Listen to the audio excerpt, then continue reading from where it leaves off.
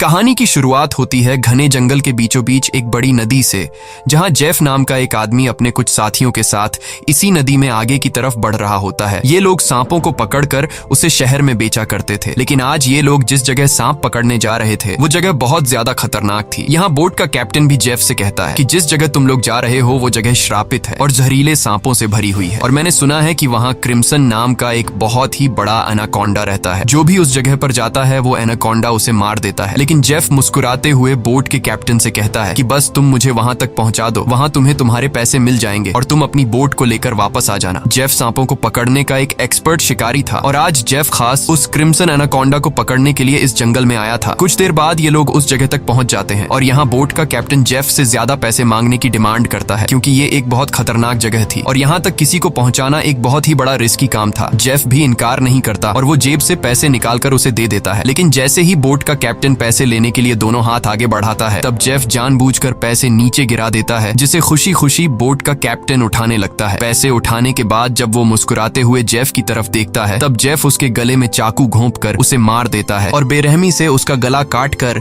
नदी के पानी में उसका सिर फेंक देता है। ये सब कुछ नदी के किनारे खड़े जेफ के साथी भी देख रहे थे। जेफ को ऐसा करते देखकर वो दोनों बहुत ज्यादा डर जाते हैं। इसके बाद जेफ अपने दो साथियों के पास आता है और उनसे कहता है कि अगर तुम दोनों ने भी मुझे धोखा देने की कोशिश की तो तुम्हारा भी यही हाल होगा। इसके बाद ये तीनों जंगल में आगे बढ़ते हुए एक जगह पर पहुंचते हैं, जहां उन्हें सांपों की एक बड़ी मूर्ति दिखाई देती है और ये देखते हुए जेफ कहता है तो आखिर क्रिम्सन एनाकोंडा की कहानी सच थी। दूसरी तरफ जेफ के साथियों को बहुत सारे सांप मिल जाते हैं, जिन्हें देखकर वो भी बहुत ज्यादा खुश हो जाते हैं। इसके बाद ये दोनों जल्दी से सभी सांपों को पकड़कर बैग में बंद करने लगते हैं, जबकि जेफ इन छोटे सांपों पर ध्यान नहीं देता और वो इस जंगल के सबसे बड़े सांप, जिसका नाम क्रिम्सन एनाकोंडा है, उसे ढूंढने लगता है। अब इन दो साथियों ने जो सांप कपड़ों के बैग में भर दिए थे, उन सांपों को अकेले एक साथी बोट तक लेकर आता है। वो देखता है कि जेफ ने जिस आदमी का गला काटकर पानी में फेंक दिया था, उसकी सर कटी लाश कुछ दूरी पर पानी में खड़ी है। ये देखकर उसे अपनी आंखों पर यकीन नहीं आया। तभी वो लाश अचानक पानी में डूब गई और तैरते हुए एक बड़ी सी चीज तेजी से उसकी तरफ बढ़ने लगी। वो आदमी डर के मारे तेजी से जंगल की तरफ भागने लगता है, लेकिन तभी बिजली की रफ्तार से एक बहुत ही बड़ा एनाकोंडा उसे जकड़ लेता है। वो एनाकोंडा उस आदमी की बॉडी पर लिपटकर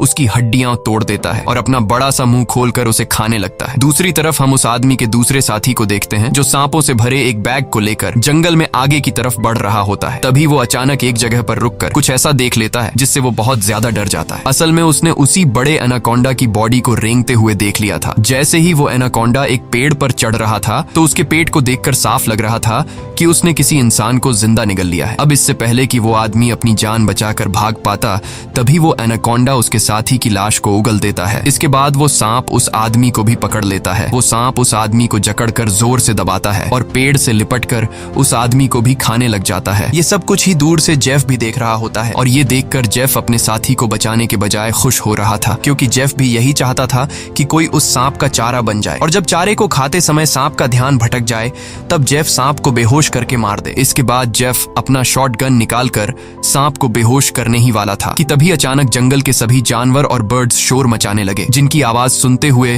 वो एनाकोंडा अपने शिकार को ऐसे ही छोड़कर चला जाता है। आखिर कुछ तो ऐसा था जिससे जंगल के सभी जानवर डर रहे थे। अब यहाँ सीन कट होता है और हमें एक सर्कस शो दिखाया जाता है। ये सर्कस अब बंद होने के कगार पर था। कोई भी इस सर्कस को देखने का इंटरेस्ट नहीं रखता था। यहाँ सर्कस के मालिक के पास बिली यांग नाम का एक लड़का आता है, जो सर्कस के मालिक को पैसों से भरा हुआ एक सूटकेस देकर सर्कस में काम करने वाले सभी लोगों को खरीद लेता है, क्योंकि उसने थाईलैंड जाकर एक नया सर्कस खोलने का प्लान बनाया हुआ था। सर्कस के लोग बिली यांग के पास इतने सारे पैसे देखकर परेशान हो जाते हैं, क्योंकि आज से कुछ साल पहले बिली यांग बहुत गरीब हुआ करता था। वो भी इन लोगों के साथ मिलकर सर्कस में काम किया करता था, लेकिन पता नहीं कि बिली यांग अब कौन सा ऐसा काम करने लगा जिससे वो रातों रात इतना अमीर हो गया। अगली सुबह बिली यांग बोट के जरिए सभी लोगों को थाईलैंड ले जाने का प्लान बनाता है। अब क्योंकि बिली यांग ने इन सभी लोगों को खरीद लिया था, इसलिए ये सभी उसकी बात मानकर बोट में बैठ जाते हैं और बोट का कैप्टन बोट को चलाने लगता है। रास्ते में बिली यांग बाथरूम में छिपकर किसी को कॉल करता है और कॉल पर वो सामने वाले से कहता है कि डिलीवरी तैयार है, जल्द ही मैं इन लोगों को लेकर तुम्हारे पास पहुंच जाऊंगा। बिली यांग की इन बातों से हमें पता चलता है कि वह बोट पर मौजूद लोगों के साथ कुछ गलत करने वाला है। कुछ दूर आगे जाने के बाद ये लोग देखते हैं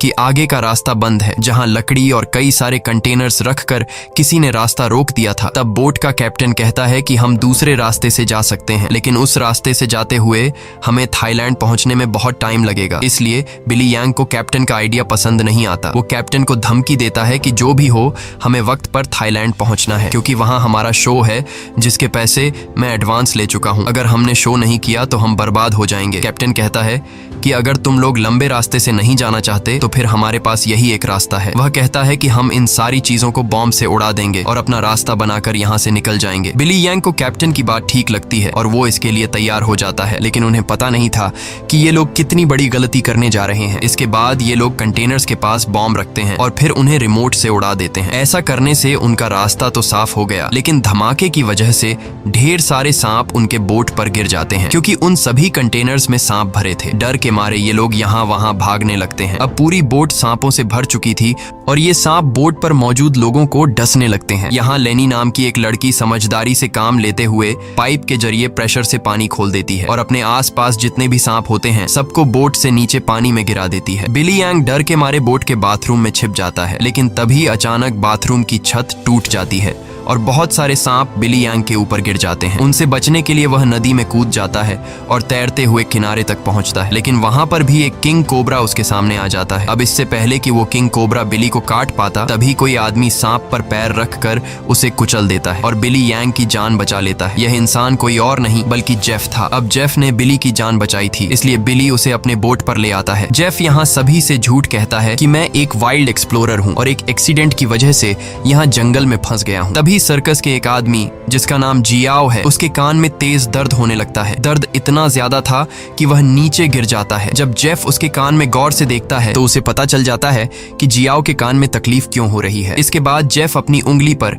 एक कट लगाकर उसे जियाओ के कान के पास ले जाता है और तभी जियाओ के कान से एक पतला जहरीला सांप निकलकर जेफ की उंगली को काट देता है, लेकिन सांप के काटने के बावजूद जेफ को कुछ नहीं होता और वह उस पतले सांप को पानी में फेंक देता है। ये देखकर लेनी बहुत हैरान हो जाती है और सोचने लगती है कि आखिर सांप के काटने के बाद भी जेफ पर जहर का असर क्यों नहीं हुआ। लेनी भी सांपों के बारे में जानकारी रखती थी। वह जानती थी कि एक सांप के जहर से इम्यून होने के लिए इंसान को बहुत सारा सांप का जहर अपने शरीर में डालना पड़ता है, तब जाकर उस इंसान पर सांप के जहर का असर नहीं होता। ये सारी चीज वह बिली यांग को भी बताती है और कहती है, मुझे जेफ ठीक नहीं लग रहा। तुमने भी देखा कि सांप ने उसे उंगली पर काटा, लेकिन जेफ को कुछ नहीं हुआ। लेकिन बिली यांग लेनी की बातों पर ध्यान नहीं देता और कहता है कि हमें जेफ का शुक्रिया अदा करना चाहिए, क्योंकि उसने मेरी और हमारे एक साथी की जान बचाई है। दूसरी तरफ जेफ इस बोट के कैप्टन से मिलता है। जेफ बोट के कैप्टन को ढेर सारे पैसे देकर एक नक्शा दिखाता है और बोट के कैप्टन से कहता है कि अगर तुमने मुझे नक्शे पर बताई गई जगह पर पहुंचाया तो मैं वहां पहुंचकर तुम्हें और भी ढेर सारे पैसे दूंगा। कैप्टन उस जगह का नाम सुनते ही बंदूक उठाकर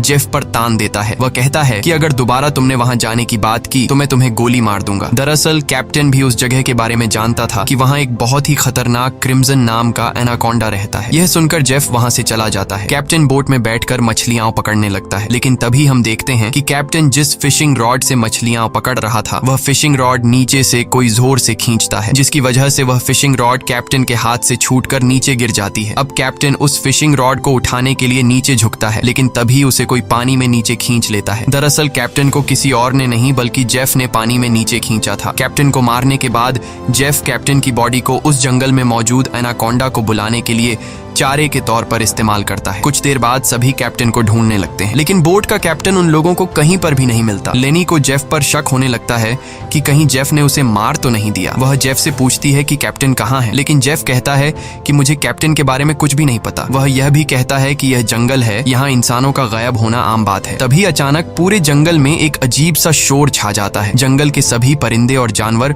शोर मचाकर भागने लगते हैं। तभी एकदम से उन सबको पानी में कुछ अजीब सी हलचल सुनाई देती है। एक साथी कहता है कि यह आवाज कैसी है। तब जेफ खुश होकर कहता है कि कुछ बड़ा आने वाला है। जेफ की खुशी से यह साफ जाहिर हो रहा था कि जैसे वह इस आने वाले खतरे का इंतजार कर रहा था। तभी हम देखते हैं कि नदी की गहराई में एक बहुत ही बड़ा एनाकोंडा जेफ के लगाए जाल की तरफ बढ़ रहा है। जेफ का लगाया हुआ फिशिंग रॉड जोरों से नीचे की तरफ खींचता है। अब जेफ एनाकोंडा को पकड़ने के लिए फिशिंग रॉड को पकड़ने की कोशिश करता है, लेकिन वह एनाकोंडा इतनी आसानी से जेफ के जाल में कहां फंसने वाला था। तभी वह एनाकोंडा उनके सामने आ जाता है। यह एनाकोंडा आकार में बहुत बड़ा और बेहद डरावना था, जिसे देखकर सबके गले में सांसें अटक जाती हैं। जेफ ने जो फिशिंग रॉड की रस्सी पकड़ी हुई थी, एनाकोंडा उस रस्सी को जोर से खींचता है, जिससे जेफ नीचे पानी में गिर जाता है। वह एनाकोंडा जेफ को पानी में इधर उधर पटकने लगता है, लेकिन जेफ इतनी आसानी से हार मानने वाला नहीं था। वह खुद को बचाने के लिए तैरते हुए उसी नदी में मौजूद एक छोटी बोट पर चढ़ जाता है और एनाकोंडा को पकड़ने वाले जाल की रस्सी को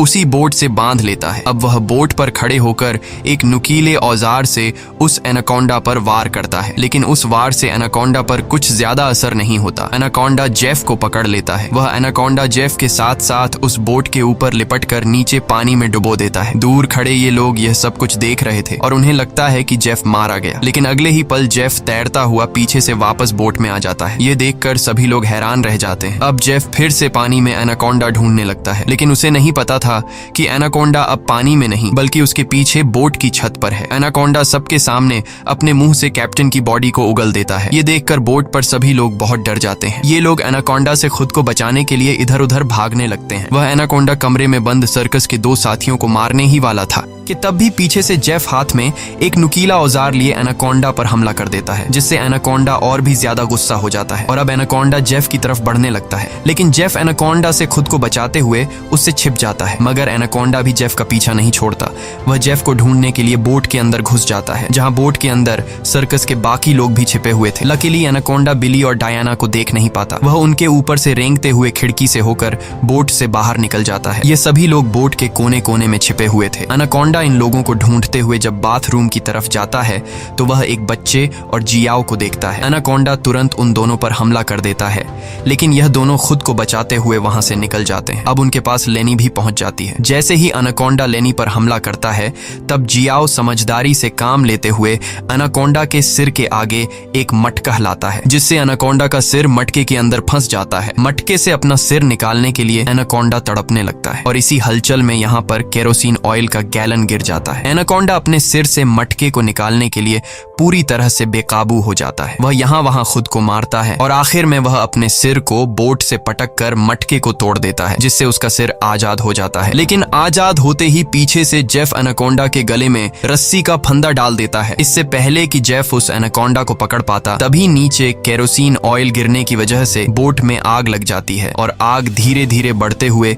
बोट में रखे बमों तक पहुंच जाती है, जिससे बोट में ब्लास्ट होने लगते हैं। तभी बोट में एक बहुत ही बड़ा ब्लास्ट होता है। अब बोट पर मौजूद सभी लोग खुद को बचाने के लिए पानी में कूद जाते हैं, लेकिन जेफ ने एनाकोंडा के गले में रस्सी बांधी थी, जिस वजह से वो भाग नहीं पाता और आग में जलकर मर जाता है। ये लोग जैसे तैसे तैरते हुए नदी के किनारे तक पहुंच जाते हैं। जहाज को जलता देखकर बिली यांग रोने लगता है। वह इस वजह से रोता है कि ये लोग अब समय पर थाईलैंड नहीं पहुंच पाएंगे। सर्कस के बाकी लोग बहुत ज्यादा डरे हुए थे, क्योंकि ये सभी जंगल के बीचों बीच थे और अब उनके पास वापस जाने के लिए बोट भी नहीं था। लेनी समझ चुकी थी कि इन सब का जिम्मेदार जेफ है। उसने इनके जहाज को एक जाल के तौर पर इस्तेमाल किया। वह जेफ से कहती है, अगर तुमने ऐसा न किया होता तो यह इतना बड़ा खतरा हम पर न आता। जेफ जवाब में कहता है कि तुम लोग जानते भी हो कि इस एक एनाकोंडा की कीमत कितनी है। अगर तुम लोगों ने इसे पकड़ने में मेरा साथ दिया होता तो आज हम सब करोड़पति होते। पैसों का नाम सुनते ही बिली यांग की आंखें चमक उठती हैं। वह थाईलैंड जाने का प्लान कैंसिल कर देता है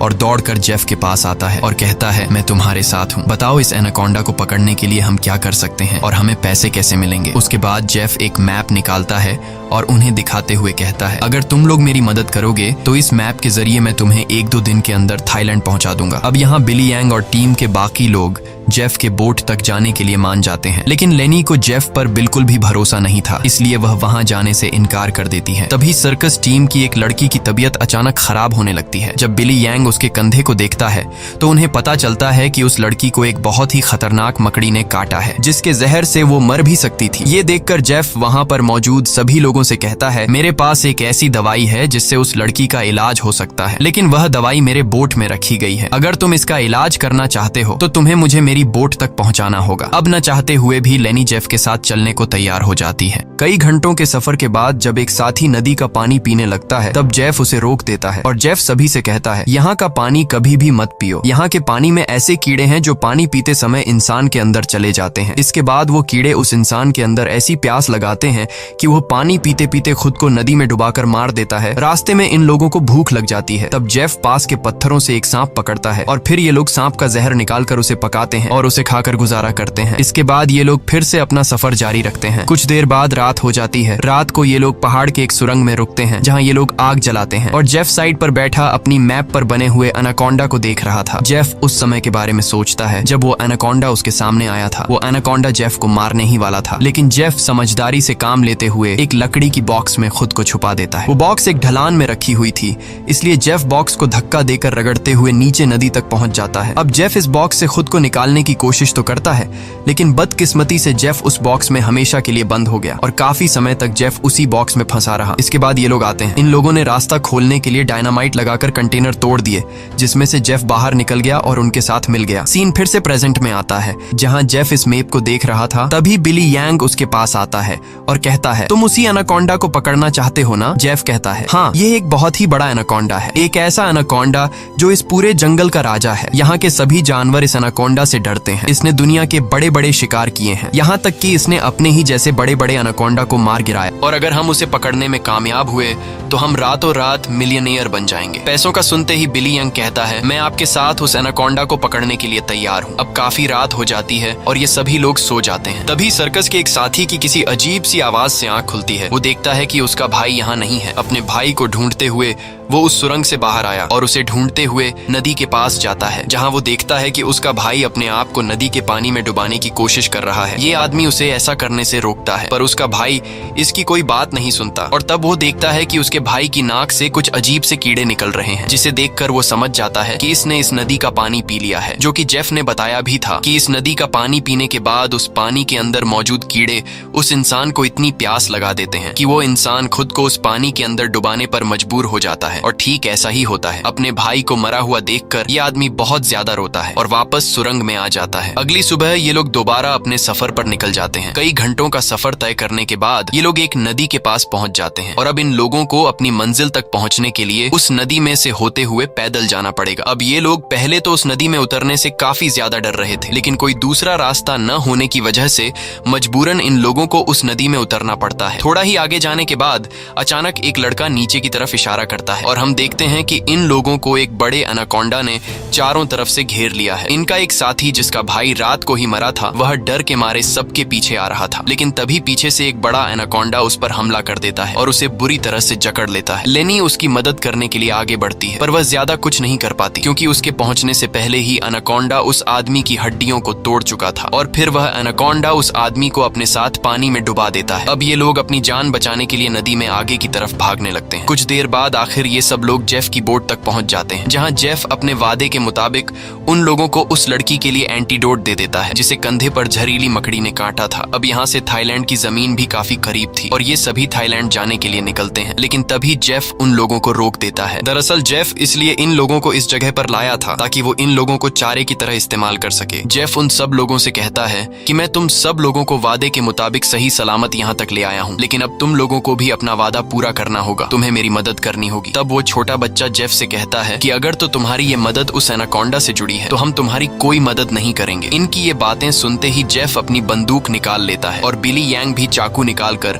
उसका साथ देने लगता है। बिली यांग सभी से कहता है कि जेफ जो भी कह रहा है तुम्हें उसकी बात माननी चाहिए। यहाँ लेनी कहती है कि तुम लोग पागल तो नहीं हो गए हो, उस एनाकोंडा को पकड़ना बहुत मुश्किल है, क्यों तुम लोग अपनी जान से हाथ धोना चाहते हो? जेफ कहता है, हाँ तुम ठीक कह रही हो, उस एनाकोंडा को पकड़ना मुश्किल तो है पर नामुमकिन नहीं, क्योंकि उस एनाकोंडा को खाते हुए जब उसका ध्यान भटक जाए तब उसे पकड़ा जा सकता है। उसके बाद बिली यांग और जेफ सर्कस टीम के 2 लोगों को रस्सी से बांधकर सांप का चारा बनाते हैं। वह बच्चा बिली यांग से कहता है, तुम ऐसा क्यों कर रहे हो? सोचो अगर हम लोग मर गए तो तुम्हारी सर्कस में कौन परफॉर्म करेगा? ये सुनकर बिली यांग जोर जोर से हंसने लगता है और उस बच्चे से कहता है कि क्या तुम लोगों ने कभी सोचा नहीं कि मैं इतनी जल्दी कुछ ही सालों में इतना अमीर कैसे हुआ? अरे पागलो, मैं तुम लोगों को थाईलैंड में सर्कस के लिए थोड़ी लेके जा रहा था। मैं तो तुम्हारी बॉडी के ऑर्गन्स को बेचकर बहुत सारा पैसा कमाने वाला था और यही मेरा बिजनेस है, लेकिन अब देखो मैंने अपना प्लान चेंज कर दिया। अब मैं जेफ के साथ मिल गया हूँ क्योंकि मैं जानता हूँ कि तुम्हारे बॉडी पार्ट्स से भी ज्यादा पैसे मुझे ये एनाकोंडा दे सकता है।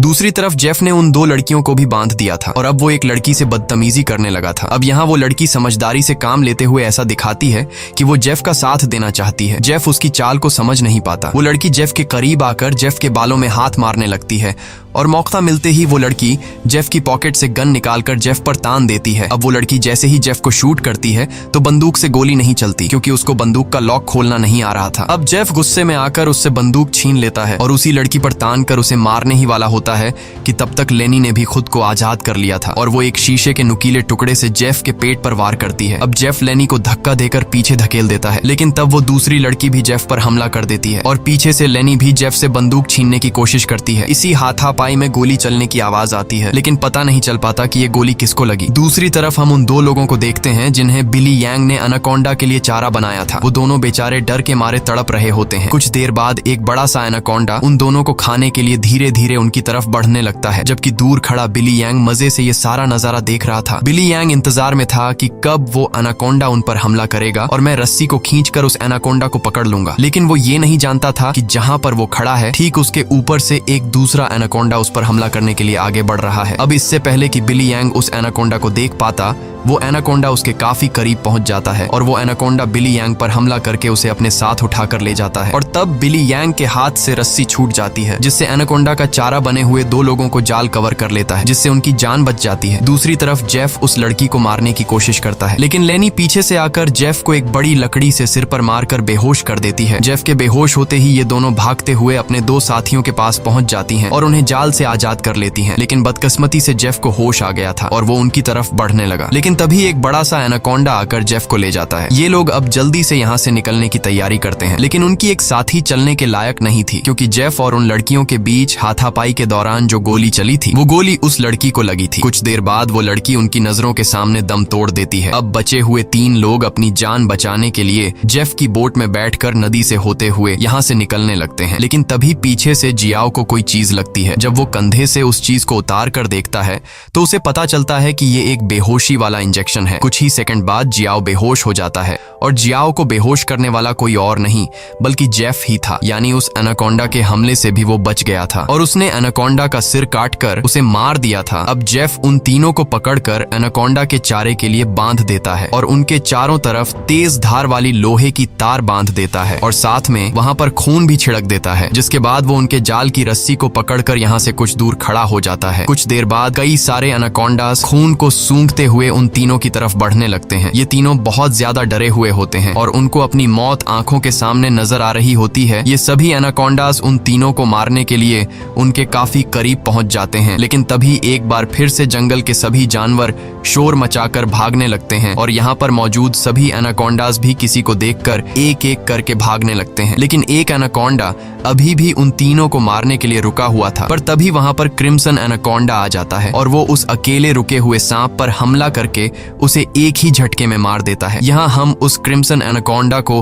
अच्छी तरह से देख पाते हैं, जो साइज में बहुत ही ज्यादा बड़ा और खतरनाक था, जिसे देखकर ये तीनों बहुत ज्यादा डर जाते हैं। लेकिन दूर खड़ा जेफ क्रिम्सन एनाकोंडा को देखकर बहुत खुश होता है। वो एनाकोंडा उन तीनों से लिपटकर अपना बड़ा सा मुंह खोलकर उन तीनों को खाने ही वाला था कि तभी जेफ जाल की रस्सी छोड़ देता है, जिसमें वो एनाकोंडा फंस जाता है। ये एनाकोंडा अपने आप को छुड़ाने के लिए तड़पने लगता है। वो काफी जोर लगाकर खुद को आजाद करने की कोशिश करता है, लेकिन जब वो आजाद नहीं हो पाता तब वो अपने तेज नुकीले दांतों से जाल की रस्सी काटकर खुद को आजाद कर लेता है। लेकिन अभी भी जाल की रस्सी उसके बॉडी में फंसी हुई थी, इसलिए जेफ रस्सी को मजबूती से पकड़कर उसे पकड़ने की कोशिश करता है, पर जेफ एनाकोंडा की ताकत का मुकाबला कहां कर सकता था। जेफ उसे पकड़ने की कोशिश में दो पेड़ों के बीच फंस जाता है और अब वो उन पेड़ों से बाहर निकल नहीं पाता और मौके का फायदा उठाते हुए वो क्रिम्सन एनाकोंडा जेफ की तरफ बढ़ने लगता है और जेफ को पकड़कर बुरी तरह से जकड़ने लगता है। ये तीन लोग भी अपनी आंखों से ये सारा नजारा देख रहे थे और डर के मारे जल्दी से खुद को छुड़ाने की कोशिश करते हैं,